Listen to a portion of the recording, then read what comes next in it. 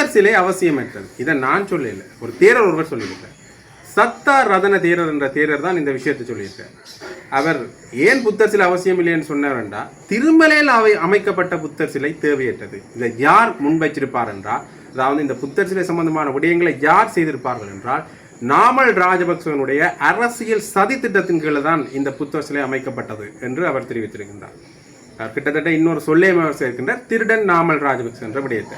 முன்னைய ஆட்சி காலத்தில் மக்களை ஏமாற்றியவர் என்ற பொருள்பட அவரை சொல்லிடுறார். இது மட்டுமே நாமல் ராஜபக்ச வந்த ஆப் இல்லை, இன்னொரு ஆப் ஒன்று வந்திருக்கின்றது. நலிந்த ஜேதிஸ் அவர்கள் பேசுகின்ற பொழுது நாமல் ராஜபக்சவனுடைய பட்டம் சம்பந்தமாக பேசுகின்ற பொழுது அவருடைய பட்டத்தில் கையொப்பமிடப்பட்ட கையொப்பம் சம்பந்தமாக சந்தேகம் முழுவதாக குறிப்பிட்டிருக்கிறார். அது மட்டும் இல்லாமல் இவர் பரீட்சை எழுதுகின்ற பொழுது இவருக்கு ஒரு தனியான ஒரு அறை ஒன்று வழங்கப்பட்டிருந்தது. அந்த மண்டபத்திலே தான் இவர் பரீட்சை எழுதினவர் என்று ஏற்கனவே இவர் மேலே இன்னொரு விமர்சனம் ஒன்று இருக்கின்றது.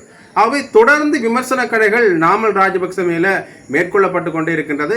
அது மட்டும் இல்லாமல் பாதாள உலகத்தோடு தொடர்புடையவர் என்ற விமர்சனம் முன்வைக்கப்பட்ட போது மஹிந்த ராஜபக்ச அதுக்கு பதில் சொல்லியிருந்தார். என்னுடைய மகன் மதுபானம் குடிப்பதில்லை, சிகரெட் புகைப்பதில்லை, ஆகவே தொடர்ந்து அவரை பற்றி இப்படியான விமர்சனங்கள் எழுவது வேடிக்கைக்குரியது என்ற விஷயத்தை அவர் சொல்லியிருப்பார். ஆகவே இந்த சர்ச்சைகளுக்கு, இந்த விமர்சனங்களுக்கு யார் பதில் சொல்ல போகிறார்? மஹிந்தவா, நாமலா?